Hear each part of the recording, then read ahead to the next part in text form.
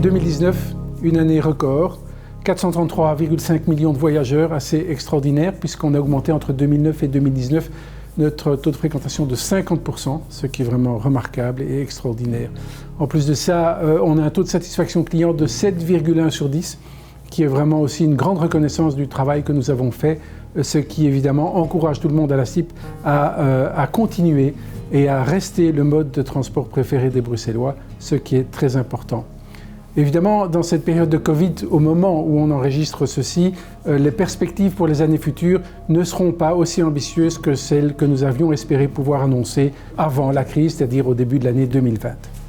On constate un engouement pour le transport public à Bruxelles. Et pourquoi? Parce que nous essayons tout le temps de coller à la demande de nos clients, de répondre avec anticipation à ce qu'ils attendent, c'est-à-dire plus de confort. Sans doute qu'on répond aussi à leurs soucis d'urgence climatique. On répond aussi au fait qu'ils n'aiment pas et n'aiment plus venir en voiture et être coincés partout à Bruxelles dans les files. Nous sommes vraiment tout à fait conformes à ce qu'ils demandent et ce qu'ils attendent, et c'est sans doute ce qui est le plus important. Et c'est comme ça qu'on va continuer à croître et à grandir, c'est en mettant la préoccupation et la demande du client au centre de notre action. Alors le secret, c'est évidemment d'augmenter notre capacité puisque la demande augmente. Et là, on a d'abord acquis beaucoup de matériel roulant. On a d'abord acquis des nouveaux bus, des bus électriques. On a acquis aussi beaucoup de bus hybrides pour répondre au développement du plan directeur bus qui permet d'augmenter notre offre de bus à terme de plus de 30%. Et ensuite, on a acheté des nouveaux trams qui sont magnifiques et qui vont arriver très bientôt en 2020 et des nouvelles rames de métro pour le mode métro aussi.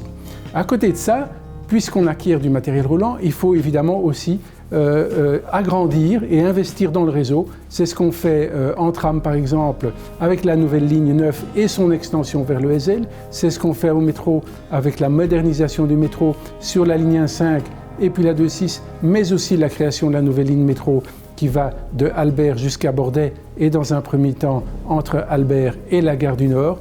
Et comme je vous l'ai dit aussi, il y a le lancement actuellement, aujourd'hui déjà, du plan directeur bus qui va donner beaucoup plus de capacité à ce mode-là. La STIB prépare évidemment aussi son futur à plus long terme et on teste et on lance de grands projets technologiques.